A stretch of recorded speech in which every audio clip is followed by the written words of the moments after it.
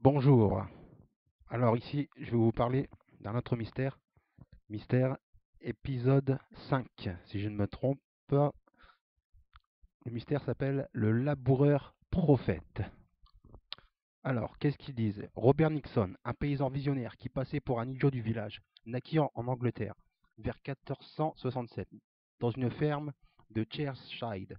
Dès qu'il fut en âge de travailler, on l'employa comme laboureur, le jugeant trop stupide, apparemment pour toute autre besogne.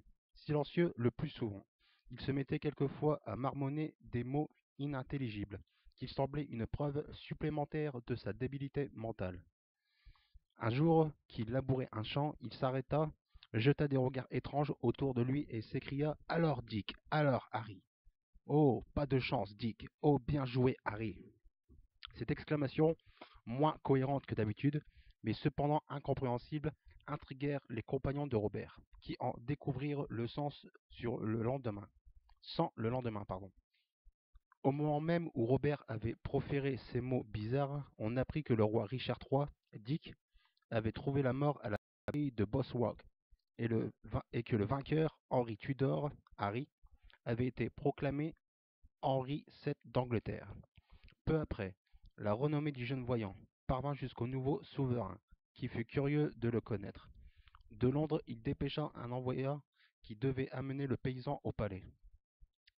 Robert, avant même que le messager, ils l'ont écrit deux fois, ne quitta la cour, sut qu'on allait venir le chercher et saisi d'une grande frayeur, courra comme un fou dans les rues du village, criant que le roi le mandatait et qu'il allait le faire mourir de faim.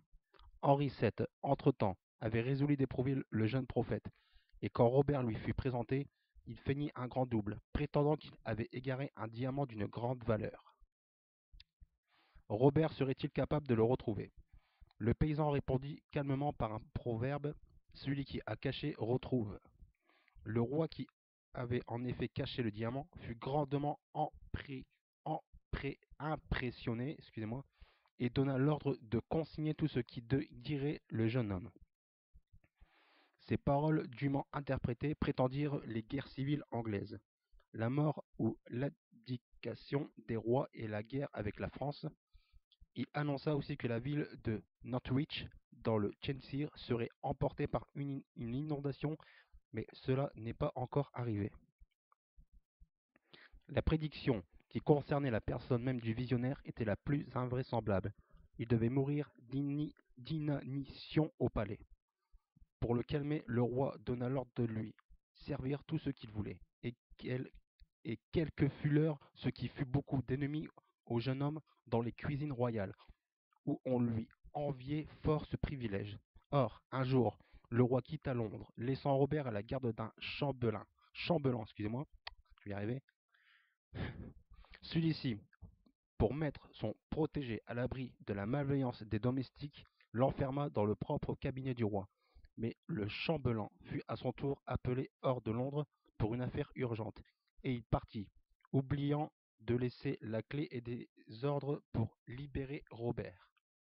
À son retour, il trouva le jeune homme mort de faim. Voilà.